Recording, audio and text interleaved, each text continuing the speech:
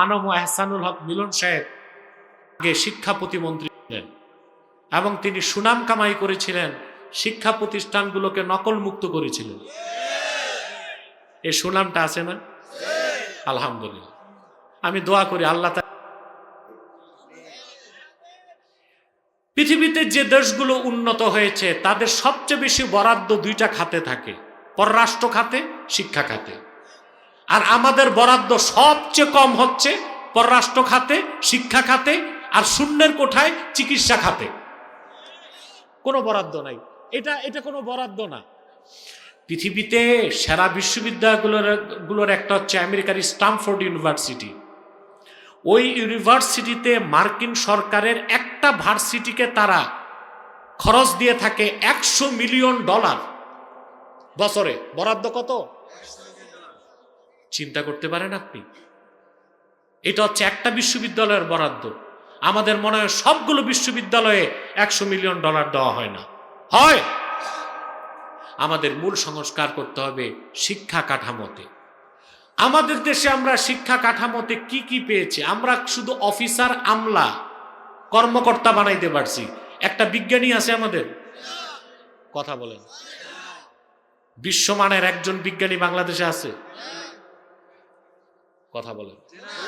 বিশ্বমানের দার্শনিক, বিশ্বমানের প্রযুক্তিবিদ। ঢাকা বিশ্ববিদ্যালয় 1921 সালে প্রতিষ্ঠিত হয়েছে। 100 বছর পার হয়ে গেছে। আমাদেরকে একজন বিজ্ঞানী, বিশ্বমানের গবেষক, একজন দার্শনিক উপহার দিতে পারে না। যা দিয়েছে সব অফিসার, আমলা, কর্মকর্তা। এরা কি করবে? এরা তো ফাইল নিয়ে থাকে। এরা কি কিছু আবিষ্কার করতে পারে নাকি? রাগ করেন না আপনারা, এখানে কর্মকর্তারা থাকতে পারবে। আমরা অফিসার দিছি দেশের মানুষকে, বহুত অফিসার, বিসিএস ক্যাডার, কর্মকর্তা, আমলা, এদেরকে দিছি। এরা কি করছে? এরা শুধু ফাইল দেখছে, মন্ত্রণালয় চালাইছে। কিন্তু বাঙালির কোন আবিষ্কার আছে? কিন্তু এই বাংলাদেশের মেধাবী সন্তানরা আমেরিকা, ইউরোপে যে মেধার পরিচয় দিচ্ছে, বিজ্ঞান ও প্রযুক্তির বড় বড় পদকে দখল করে আছে। ইউটিউব আবিষ্কারক একজন বাংলাদেশী, এটা জানেন? কথা বলেন। কিন্তু এই দেশে তার কোনো মূল্যায়ন হয় নাই। ইউরোপে যে এসে এত বড় একটা আবিষ্কার পৃথিবীর মানুষকে দিয়েছে। নাসাতে আমাদের বাংলাদেশি কাজ করে। আমেরিকার বিভিন্ন গবেষণা প্রতিষ্ঠানে বাংলাদেশিরা কাজ করছে। তাদের মেধার মূল্যায়ন করা হয়, আমাদের দেশে করা হয় না। আমরা না ভালো বিজ্ঞানী পাই, না ভালো অফিসার পাই। যা পাই শতকরা 70% দুর্নীতিবাজ, করাপ্টেড, চাঁদাবাজ। ঠিক কিনা? লুটপাট করে। এখন এটা ঠিক করবেন কি করে? এটা ঠিক করতে হবে শিক্ষা ব্যবস্থার মাধ্যমে। আমরা এমন একটা শিক্ষা ব্যবস্থা চাই, প্রাইমারি থেকে বিশ্ববিদ্যালয় পর্যন্ত, যেখানে কোরআন হাদিসের মৌলিক শিক্ষা দেওয়া হবে, সাথে সাথে বিজ্ঞান, প্রযুক্তি, কর্মমুখী শিক্ষাটাও থাকবে। এটা আজকে আমাদের মিলন ভাইয়ের কাছে আমার একটা পরামর্শ থাকবে। আল্লাহ যদি তাকে সুযোগ দেন, তিনি এই দিকটি লক্ষ্য রাখবেন। বাংলাদেশের আলেম ওলামা, পীর মাশায়েখ সহযোগিতা করবে। তাহলে তাকওয়া ভিত্তিক জীবনটা আমাদের চর্চা করতে হবে, ব্যক্তি জীবনে, সমাজ জীবনে, রাষ্ট্র জীবনে। তাকওয়া ভিত্তিক। তাহলে আমরা ভালো অফিসার পাবো। আর ভালো অফিসার শুধু ভালো অফিসার হবে না, একজন ভালো মুসলমান হবে। ভালো অফিসার কি হবে? একজন ভালো মুসলমান হবে। আর যদি ভালো মুসলমান না হয়, অফিসার পাবেন যোগ্য, দেশের টাকা সব ইংল্যান্ড যাবে। একজন ওয়াসার একজন কর্মকর্তা, লন্ডনে 16টা বাড়ি, আগে ছিল, 16 বছর ছিল। অতএব ভাইরা, ব্যক্তি জীবন, সমাজ জীবন, রাষ্ট্র জীবনে তাকওয়ার কোনো বিকল্প নাই। এই তাকওয়া ভিত্তিক জীবন যাপনের মাধ্যমে আমরা পৃথিবীতে পাবো ইজ্জত, রাহমাত, নুসরাত, কুওয়াত, দৌলত। সুবহানাল্লাহ। আখিরাতে পাবো বিনা হিসাবে আল্লাহর জান্নাত। এটা চান? এই জান্নাতটা রাসূলুল্লাহ সাল্লাল্লাহু আলাইহি ওয়াসাল্লামের প্রত্যেক ঈমানদার উম্মত বেহেশতে যাবে। তবে কেউ আযাবের আগে, কেউ আযাবের পরে। রাসূলুল্লাহর উম্মতের মধ্যে যারা পরহেজগার, আল্লাহওয়ালা, বিনা আযাবে ফার্স্ট চান্সে তারা জান্নাতে যাবে। এ ওয়াদা কার? আল্লাহ তাআলা।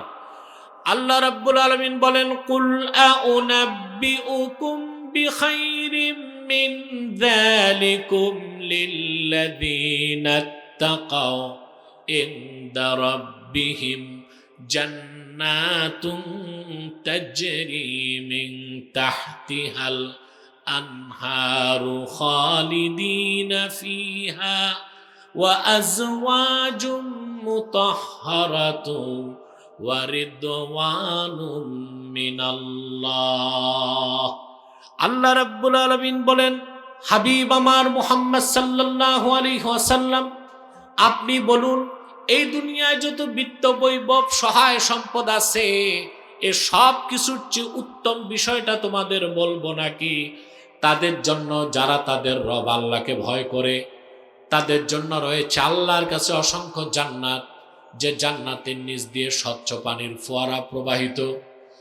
তাদের জন্য রয়েছে পবিত্র স্ত্রীগণ এবং রয়েছে আল্লাহর পক্ষ থেকে সন্তুষ্টি। বলেন সুবহানাল্লাহ। 119 নম্বর আয়াতে আল্লাহর একটা নির্দেশের ব্যাখ্যা পেলাম। আল্লাহ বলেছেন, মুমিনগণ আল্লাহকে ভয় করো। দ্বিতীয় নির্দেশ, ওয়াকুনু মাস সাদিকিন, সত্যবাদীদের সঙ্গী হও। এটা আমরা আমল করতে পারবো? কথা বলেন, কাদের সঙ্গী হব? কাদের পিছে ঘুরবো? জোরে বলেন, কাদের সহযোগিতা করব? সুবহানাল্লাহ বলেন। কুয়াশা নিচে বোঝা যায় না, উপরে থাকে। আপনাদের যে লোকটা আমার সফরসঙ্গী ছিল সে দেখেছে, লো ভিজিবিলিটিতে রাডার থেকে অনুমতি দেয়া হয় না, সেজন্য 2টা পর্যন্ত অপেক্ষা করে তারপর অনুমতি পেয়েছে। আমি এসে জুমা পড়াতে পারলাম না, সেজন্য আমি খুবই দুঃখিত। আপনারা ক্ষমা সুন্দর দৃষ্টিতে দেখবেন। আসুন, যেহেতু কালেকশনটা দরকার ছিল আমি সময় দিয়েছি। আমার তো সময়টা লিমিটেড, রাডার কর্তৃক নিয়ন্ত্রিত। আমাকে আবার 4টার মধ্যে উঠতে হবে। আমি খুব কম সময়ে কিছু কথা বলবো ইনশাআল্লাহ। সূরা তাওবা থেকে 119 নম্বর আয়াত আমি তেলাওয়াত করেছি। এই আয়াতটিকে কেন্দ্র করে কিছু কথা আপনাদেরকে শোনাচ্ছি। ভূমিকাতে একটি কথাই বলবো, যারা এসেছেন এখানে, আসার পেছনে পার্থিব, জাগতিক, আর্থিক, রাজনৈতিক কোনো স্বার্থ আছে? জোরে বলেন। আমরা এসেছি আল্লাহ তার হাবিব সাল্লাল্লাহু আলাইহি ওয়াসাল্লামের রেজামন্দি হাসিল করার জন্য, ঠিক না ভাই? সেজন্য আমাদের জীবনের সগীরা গুনাহগুলোকে আল্লাহ মাফ করে দিয়েছেন, এতে আমরা খুশি না বেজার? আবার একটু পরে আমরা সবাই হাত তুলব আল্লাহর কাছে, এককভাবে না সম্মিলিতভাবে।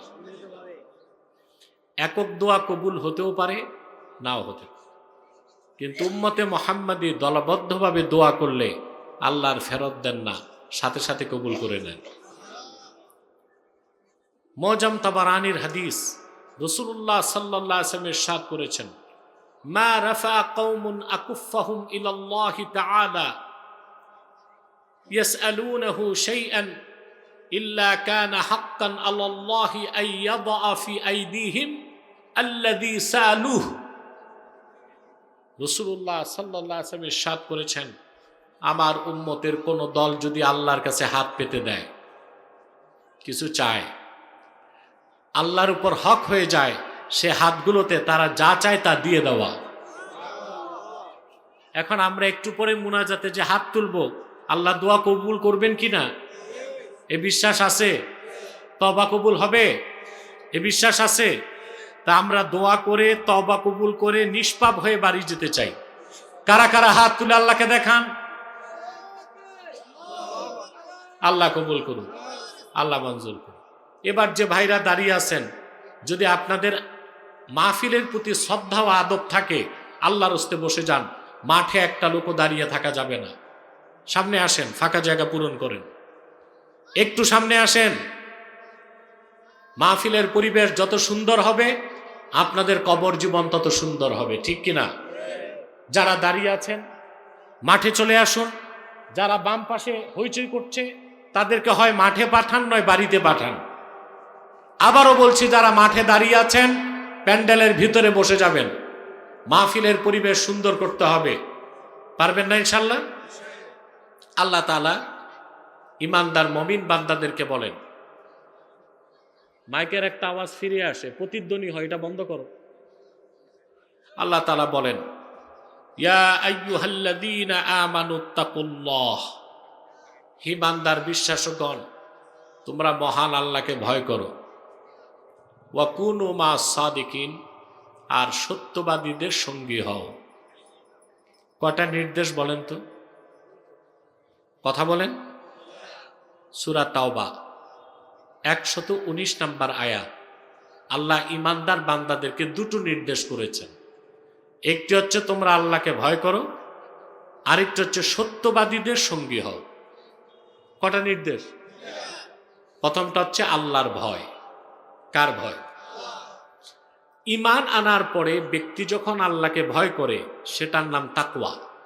কি নাম? একজন মুমিনের জীবনে তাকওয়ার চেয়ে বড় কোনো পুঁজি। আল্লাহ রাব্বুল আলামিন কোরআন কারীমে বলেন, ওয়া তাযাওয়াদু ফাইন্না খায়রাজ যাদিত তাকওয়া, তোমরা সম্বল সঞ্চয় করো, পাথেয় সংগ্রহ করো। জেনে রেখো, মুমিনের জীবনে শ্রেষ্ঠ সম্বল হচ্ছে তার হৃদয়ের তাকওয়া। সুবহানাল্লাহ বলেন। তাকওয়া হচ্ছে সম্বল, সম্পদ না। সম্পদ আর সম্বলে পার্থক্য আছে, এটা বুঝেন। আপনার বাড়িতে 10 ভরি স্বর্ণ আছে, 1 কোটি টাকা আছে, এটা সম্পদ। এটা কি? কিন্তু আপনি সফরে বের হলেন, সঙ্গে যে পাথেয়, ওইটা কি? সম্বল। সফরে কোনটা দরকার, সম্পদ না সম্বল?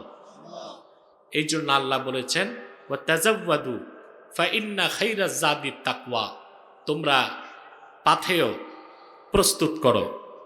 মুমিনের জীবনের শ্রেষ্ঠ পাথেয় তাকওয়া। বলেন সুবহানাল্লাহ। এই তাকওয়া মানুষকে পৃথিবীর সমস্ত কল্যাণ এনে দিবে আর পরকালে নাজাত দিবে। এই তাকওয়ার মাধ্যমে একজন ব্যক্তি চরিত্রবান, মর্যাদাবান, সফল মুসলমান হতে পারে। সুবহানাল্লাহি বিহামদিহি। পৃথিবীর প্রতিটি মানুষ কয়েকটা জিনিস চায়, 4টা জিনিস চায়। কটা জিনিস? এই জন্যই মানুষ সংসার করে, ব্যবসা করে, চাকরি করে, রাজনীতি করে। 4টা শক্তি চায়। কটা শক্তি? প্রথম হচ্ছে মানি, টাকা। দ্বিতীয় হচ্ছে মাসাল, পেশি শক্তি। তৃতীয় হচ্ছে মিডিয়া, প্রচার। চতুর্থটা হচ্ছে ম্যান্ডেট, সমর্থন। এই 4টা যার সবচেয়ে বেশি থাকে, তাকে পৃথিবীতে বলা হয়, সেই দেশটা সুপার পাওয়ার। কি বলা হয়? মানি, মাসাল, ম্যান্ডেট, মিডিয়া। তো দেখা গিয়েছে পৃথিবীতে, ফারুক তুমি যাও তো, এই হইচইটা বন্ধ করো তো বাম পাশে, খুব বিশৃঙ্খল এরা।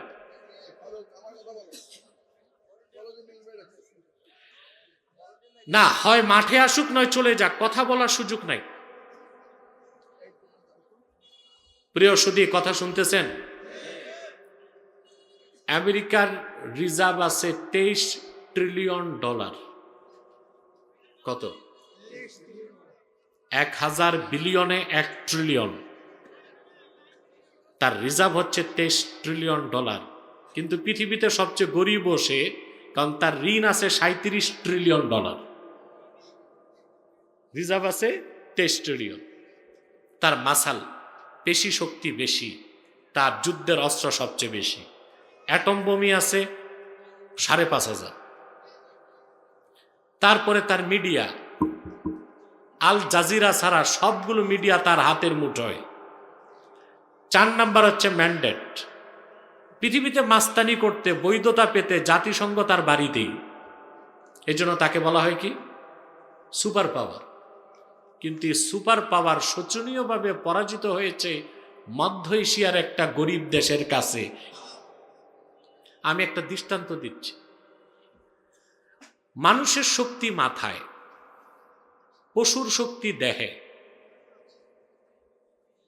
মানুষের শক্তি, পশুর শক্তি দেহে। আর ইমানদারের শক্তি 3 জায়গায়, মাথায়, দেহে আর সিনায়। কোন শক্তিটা বড়? জোরে বলেন। সিনা। এই শক্তিটা আসে ইমানের বলে, তাকওয়ার বলে। সুবহানাল্লাহ। এই শক্তিকে মোকাবেলা করার কোনো অপশক্তি, পরাশক্তি, ধরাশক্তি পৃথিবীতে নাই। সুবহানাল্লাহ বলবেন। মুসা আলাইহিস সালামকে আল্লাহ বললেন, ইযহাব ইলা ফিরআউনা ইন্নাহু তাগা। মুসা, তুমি ফেরাউনের কাছে যাও, সে সীমা লঙ্ঘন করেছে। কি করছে? মুসা আলাইহিস সালাম চিন্তা করলেন, ফেরাউনের প্রচন্ড শক্তি, তার যে টেরিটরি, ভূখণ্ড ছিল ফেরাউনের 9.5 লক্ষ বর্গ কিলোমিটার, তার নিয়মিত সৈন্য ছিল 80,000। কত? তার উপদেষ্টা পরিষদ ছিল। এখন আছে না উপদেষ্টা পরিষদ? কথা বলেন। ফেরাউনের ছিল। তার পলিটিক্যাল অ্যাডভাইজার, রাজনৈতিক উপদেষ্টা ছিল হামান। তার ফাইন্যান্সিয়াল অ্যাডভাইজার, অর্থ উপদেষ্টা ছিল কারুন। তার সব ছিল, মানি, মাসেল, ম্যান্ডেট, সবকিছু ছিল তার। শুধু মিডিয়াটা ছিল না, ওই যুগে তো মিডিয়া ছিল না। এই প্রবল শক্তির বিরুদ্ধে যখন মুসা আলাইহিস সালাম লড়াই করতে যাবেন, তিনি আল্লাহর কাছে শক্তি চাইলেন সিনায়। কোথায় চাইলেন? তিনি ডাক দিয়ে বললেন, ক্বালা রাব্বিশরাহ লি সাদরি ওয়া ইয়াসসির লি আমরি ওয়াহলুল উকদাতাম মিন লিসানি ইয়াফকাহু কওলি। আয় আমার রব, তুমি আমার বক্ষটাকে উন্মুক্ত করে দাও, আমার কাজ আমার জন্য সহজ করে দাও, আর আমার মুখে যে জড়তা আছে সেটাকে তুমি দূর করে দাও, যেন আমার বক্তব্য তারা বুঝতে পারে। সুবহানাল্লাহ। ঘটনা দীর্ঘ করা আমার উদ্দেশ্য না, বিষয়টা বুঝাচ্ছি। আল্লাহ মুসা নবীকে শক্তি দিয়েছেন কিনা? কোথায়? বিজয়ী হলো কে? মুসা না ফেরাউন? মুসা আলাইহিস সালাম। কোন শক্তি বলে? রাসূলুল্লাহ সাল্লাল্লাহু আলাইহি ওয়াসাল্লামের প্রত্যেক উম্মতকে আল্লাহ তাআলা এই স্পিরিচুয়াল পাওয়ার, আধ্যাত্মিক শক্তি দেন যদি সে ঈমানদার হয় আর তার অন্তরে তাকওয়াকে লালন করতে পারে। বলেন সুবহানাল্লাহ। এই শক্তি পেলে আর কিছু লাগবে? এটা তো হচ্ছে পরাশক্তির দৃষ্টিকোণ থেকে, ঠিক না? এবার আসেন, ব্যক্তি জীবনে প্রতিটা মানুষ 4টা জিনিস চায়। কটা জিনিস? ইজ্জত, রাহমাত, নুসরাত, দৌলত। কটা জিনিস? প্রত্যেকটা মানুষ সম্মান চায়। কি চায়? এই সম্মান পাবার জন্য মানুষ টাকা কামাই করে, রাজনীতি করে, সমাজ সেবা করে, সম্মানটা চায়। কি চায়? কিন্তু আল্লাহ বলে দিয়েছেন, প্রকৃত টেকসই সম্মান হচ্ছে তাকওয়ার পথে। ইয়া আইয়ুহান নাসু ইন্না খালাকনাকুম মিন যাকারিন ওয়া উনসা ওয়া জাআলনাকুম শুউবান ওয়া ক্বাবাইলা লিতাআরাফু ইন্না আকরামাকুম ইনদাল্লাহি আতকাকুম। আল্লাহ রাব্বুল আলামিন বলেন, হে মানব জাতি, আমি তোমাদেরকে সৃষ্টি করেছি একজন নর থেকে, আরেকজন নারী থেকে। অতঃপর তোমাদেরকে আমি বিভিন্ন গোত্র এবং সম্প্রদায় বিন্যস্ত করেছি। তোমাদের মধ্যে তার মর্যাদা বেশি, আল্লাহর কাছে তার দাম বেশি, যার অন্তরে তাকওয়া বেশি। সুবহানাল্লাহ। শাহজাহান মিয়া, চুপচাপ বসো, আর ডিস্টার্ব করুন। এদিক তাকান। তাহলে সম্মান কোন পথে? ঈমান আনার পর আল্লাহকে যে যত বেশি ভয় পাবে তার মর্যাদা তত। সুবহানাল্লাহ বলবেন। রাজনৈতিকভাবে মানুষ যে মর্যাদা অর্জন করে, এটা কি টেকসই? কথা বলেন। 16 বছর দুর্দণ্ড প্রতাপে যারা দেশ শাসন করেছে তারা এখন কোথায়? অধিকাংশ জেলে, বাকিরা জঙ্গলে, ঠিক কিনা? আর বাকি যারা আছে আমরা তাদেরকে ক্ষমার সুযোগ করে দিয়েছি, এটাই সত্য না? কিন্তু যারা অত্যাচার করছে, নিপীড়ন করছে, দুর্দণ্ড প্রতাপে চলছে, আগে পুলিশ দৌড়াইছে, গাড়িতে ফ্ল্যাগ ছিল, ভিআইপি প্রোটোকল পাইছে, এই লোকগুলো এখন জেলখানায় যায় আর আসে হ্যান্ডকাপ করে, ঠিক কিনা? তো যে সম্মানটা তারা জোর করে আদায় করছে, এটা কি ট্যাক্সই হয়েছে? কথা বলেন। কিন্তু যে ব্যক্তি ইমানদার হবে, আল্লাহকে ভয় করবে, আল্লাহ তাকে স্থায়ী সম্মান দান করবে। এটা হচ্ছে ইজ্জত। তারপরে মানুষ চায় রহমত, দয়া। কি চায়? রহমত। আল্লাহ বলেছেন, ইন্না রাহমাতাল্লাহি করিবুম মিনাল মুহসিনিন। আই ইন্না রাহমাতাল্লাহি করিবুম মিনাল মুত্তাকিন। যারা ঈমান আনার পর আল্লাহকে ভয় করে তাকওয়া ভিত্তিক জীবন যাপন করে, আল্লাহর রহমত তাদের সবচেয়ে কাছে। তো প্রথম কি? আরে ভাই, আমি কি কবরস্থানে না মাহফিলে? তোমাদের ভাবসাবে এরকম কেন? কথা বলতে হবে তো। প্রথম কি? ইজ্জত, এটা তাকওয়ার পথে। 2 নাম্বার হচ্ছে রাহমাত, এটাও তাকওয়ার পথে। 3 নাম্বার হচ্ছে কুওয়াত, শক্তি, এটাও আল্লাহর পক্ষ থেকে মুত্তাকিদের জন্য। আল্লাহ রাব্বুল আলামিন বলেন, ওয়ালা তাহিনু ওয়ালা তাহজানু ওয়া আনতুমুল আ'লাউনা ইন কুনতুম মুমিনিন। হীনবল হয়ো না, নিরাশ হয়ো না, চিন্তা করো না। যারা তোমরা যদি ঈমানদার হতে পারো, সমস্ত অপশক্তির উপর আল্লাহ রাব্বুল আলামিন তোমাদেরকে বিজয়ী করবে। তাহলে 4টা জিনিসের 3টা শুনলাম, ইজ্জত, রাহমাত, কুওয়াত। 4 নাম্বার হচ্ছে দৌলত। সুবহানাল্লাহ।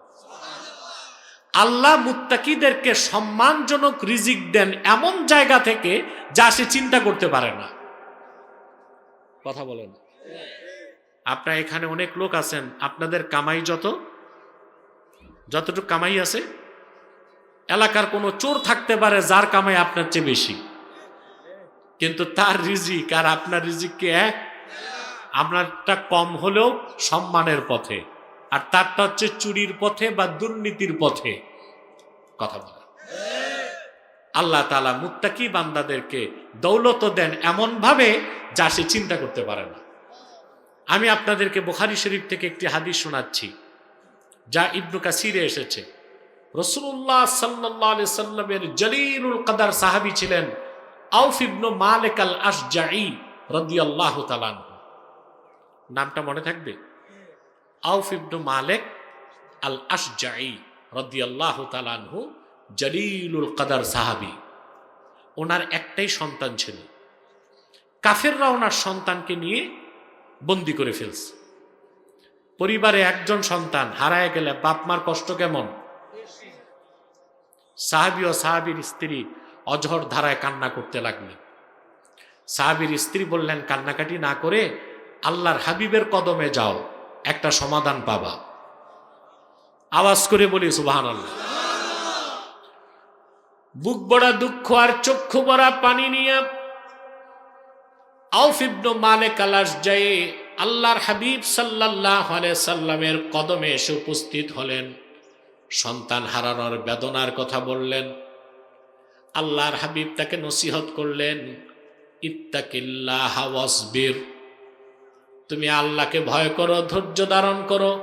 ওয়া আমুরুকা ওয়া ইয়াহা আন তাস্তাকসিরা মিন কওলি লা হাওলা ওয়ালা কুওয়াতা ইল্লা বিল্লাহ। আমি তোমাকেও তোমার স্ত্রীকে আদেশ করছি, সন্তান হারানোর বিপদ থেকে বাঁচার জন্য বেশি বেশি পড়ো লা হাওলা ওয়ালা কুওয়াতা ইল্লা বিল্লাহিল আলিয়্যিল আযীম। এই আমলটা করবেন। এই আমলটাকে বলা হয়েছে কানজুম মিন কুনুজিল জান্নাহ। আপনি যদি খুব বেশি পড়েন, পাহাড় সমান বিপদ পানির মতো নরম হয়ে যাবে। সাহাবী চোখের পানি মুছতে মুছতে বাড়ি আসছেন। স্ত্রী জিজ্ঞেস করছেন, রাসূলুল্লাহ সাল্লাল্লাহু আলাইহি ওয়াসাল্লাম আপনাকে কি সমাধান দিছেন? সাহাবী বললেন, ইন্না রাসূলুল্লাহ সাল্লাল্লাহু আলাইহি ওয়াসাল্লাম আমারানি ওয়া ইয়্যাকে আন নাস্তাকসিরা মিন কওলি লা হাওলা ওয়ালা কুওয়াতা ইল্লা বিল্লাহ। আল্লাহর হাবিব তোমাকে ও আমাকে নির্দেশ করেছেন, সন্তান হারানোর বিপদ থেকে বাঁচার জন্য আমরা যেন খুব বেশি বেশি এই দোয়াটা পড়ি, লা হাওলা ওয়ালা কুওয়াতা ইল্লা বিল্লাহিল আলিয়্যিল আযীম। সাহাবী আল্লাহকে ভয় করলো, আল্লাহর উপর ভরসা রাখলো, দোয়া পড়তে লাগলো। সাহাবী তার কাজ শুরু করলো, আর আল্লাহ জিম্মা নিলেন তার সন্তানকে মুক্ত করা। হাদিস সাক্ষ্য দেয়, মুশরিকরা যেখানে তাকে বন্দী করে রেখেছিল সাহাবীর সন্তানকে, আল্লাহ তাআলা তাদের মনোযোগকে ঘুরায় দিলেন, হাত পায়ের রশির বাঁধন ঢিলা করে দিলেন। সাহাবীর ছেলে মুক্ত হয়ে হাঁটতে লাগলো। কিছু দূর যাওয়ার পর চিন্তা করলো, বাড়িতে কি আছে না আছে, খাবো যে কি, আমি তো এতদিন বন্দী ছিলাম, বাপ মাই বা কি খাবে। সে দেখলো চারণভূমিতে কাফেরদের হাজার হাজার বকরিগুলোর পিছনে যে বলল, তোমরা আমার সাথে বাড়ি আসো। হাদিস সাক্ষ্য দেয়, আউফ ইবনে মালিক আল-আশজাঈ রাদিয়াল্লাহু তাআলা আনহুর কলিজার টুকরা সন্তান তার বাবা মায়ের কোলে ফিরে আসলো, সঙ্গে কাফেরদের 4000 বকরি চলে আসলো বাড়িতে। আল্লাহ পাক সঙ্গে সঙ্গে কোরআনের আয়াত নাজিল করে ঘোষণা করলেন, ওয়া মাইয়াত্তাকিল্লাহা ইয়াজআল লাহু মাখরাজা ওয়া ইয়ারযুকহু মিন হাইসু লা ইয়াহতাসিব। যে ব্যক্তি আল্লাহ তাআলাকে ভয় করবে, বিপদের চরম মুহূর্তে তার পরিত্রাণের ব্যবস্থা আল্লাহ করে দিবেন, আর তাকে এমন জায়গা থেকে রিজিকের বন্দোবস্ত করে দিবেন যা সে চিন্তাও করতে পারে না। বলেন সুবহানাল্লাহ। তাহলে আপনি যদি ঈমান ছাড়া আল্লাহকে ভয় করলে 2 পয়সার লাভ নাই। ঈমান আনার পরে যদি আল্লাহকে ভয় করে চলেন, আপনি মুত্তাকি। তখন আপনার দ্বারা গুনার কাজগুলো, কথা বলেন, হবে না। এটা তাকওয়া, আর আপনি হচ্ছেন মুত্তাকি। আল্লাহ তাআলা আপনাকে 4টা জিনিস দিবেন, রাহমাত, ইজ্জত, নুসরাত, কুওয়াত, সাথে দৌলত। বলেন সুবহানাল্লাহ। এটা চান? তাহলে আল্লাহকে ভয় করতে হবে। যে আল্লাহকে হৃদয় থেকে ভয় পায় সে কি দুর্নীতি করবে? চুরি, খাদ্যে ভেজাল, পরীক্ষায় নকল, পরের সম্পদ হরণ, নামাজ ছাড়বে, জেনা করবে, ব্যভিচার করবে? আইন দিয়া আর সংস্কারের মাধ্যমে ব্যক্তি জাতীয় দেশকে ঠিক করা যায় না। মানুষকে যোগ্য মানুষ হিসেবে গড়ে তুলতে হলে তাকওয়া বা আল্লাহর ভয়, এটার কোনো বিকল্প নাই। এটাই মানুষকে আল্লাহওয়ালা বানায়, বুজুর্গ বানায়। বলেন সুবহানাল্লাহ। আল্লাহর ওলি হতে বংশ লাগে, টাকা লাগে, পয়সা লাগে? কিচ্ছু লাগে না। 2টা জিনিস লাগে, ঈমান আর তাকওয়া। কি লাগে? ঈমান আর। কোরআনে কারীম আল্লাহ তাআলা বলেন, আলা ইন্না আউলিয়া আল্লাহি লা খাউফুন আলাইহিম ওয়া লা হুম ইয়াহজানুন। সাবধান, জেনে রেখো, নিশ্চয়ই যারা আল্লাহর ওলি তাদের কোনো ভয় নাই, তাদের কোনো চিন্তা নাই। তারা কারা? আল্লাহর ওলি হইতে কি পীর সাহেব হইতে হবে? খানকা লাগবে, মুরিদ লাগবে, খিচুড়ির ডেকসি লাগবে?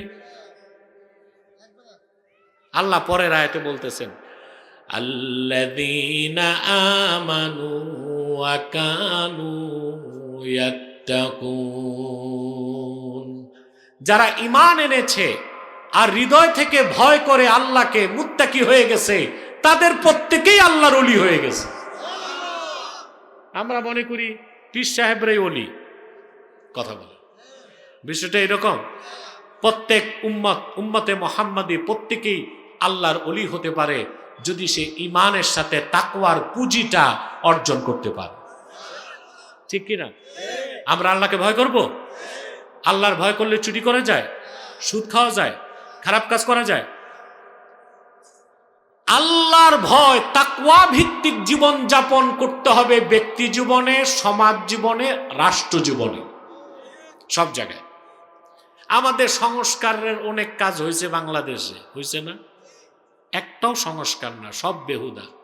সংস্কার দরকার ছিল শিক্ষা ব্যবস্থায়। ঠিকটা ঠিক মতো কইলেন না। আমি এটা আশা করেছিলাম, আমি প্রধান উপদেষ্টা সহ সরকারকে প্রস্তাবও দিয়েছিলাম যে আমাদের শিক্ষা ব্যবস্থাটা মজবুত কাঠামোর উপর দাঁড় করানো হোক। এটা হলো না, কিচ্ছু হয় না। 9 মাস ঐক্যমত্য কমিশনে মিটিং হয়েছে, শুধু কয় মাস? চা নাস্তার খরচ গেছে 54 লক্ষ টাকা। গরিব দেশের মানুষ এত নাস্তা করলো কি করে? এ কি সোনার বাটি আর রূপার চামচে চা খাইছে নাকি? চা নাস্তা কি খাওয়া খাইছে চিন্তা করে। সংস্কার কি হইল? আমরা কিছুই দেখতে পেলাম না। একটা সংস্কার বা উন্নয়ন দৃশ্যমান না। 16 মাস চলে গেছে। মূল সংস্কার আমাদের 2 জায়গায় সবচেয়ে দরকার, একটা রাষ্ট্রকে ঠিক করতে। যেহেতু আমাদের সত্যবাদী চিনেন? জি না, এটাই তো চিনেন না। আপনারা কথায় কথায় বলেন ভদ্রলোক হিন্দু বটে, খুব সত্যবাদী। আর এই যে মুসলমান হয় না, এ সত্যবাদী হয় কেমন করে? হিন্দু, বৌদ্ধ, খ্রিস্টান, অমুসলিম সারা জীবন সত্য কথা বললেও সত্যবাদী সার্টিফাইড করা যাবে না। কোন অমুসলিম যদি সত্য কথা বলে সে সত্যবাদী না, বলা হবে তার কথাটা সত্য, কিন্তু সত্যবাদী বলা। যার ঈমান নাই সে কখনো সত্যবাদী হতে। সত্যবাদী কারা হতে পারে? আল্লাহ নিজে তাফসীর করেছেন সূরা হুজুরাতে, ইন্নামাল মুমিনুনা আল্লাযীনা আমানু বিল্লাহি ওয়া রাসূলিহি থুম্মা লাম ইয়ারতাবু ওয়া জাহাদু বিআমওয়ালিহিম ওয়া আনফুসিহিম ফি সাবিলিল্লাহি উলাইকা হুমুস সাদিকুন।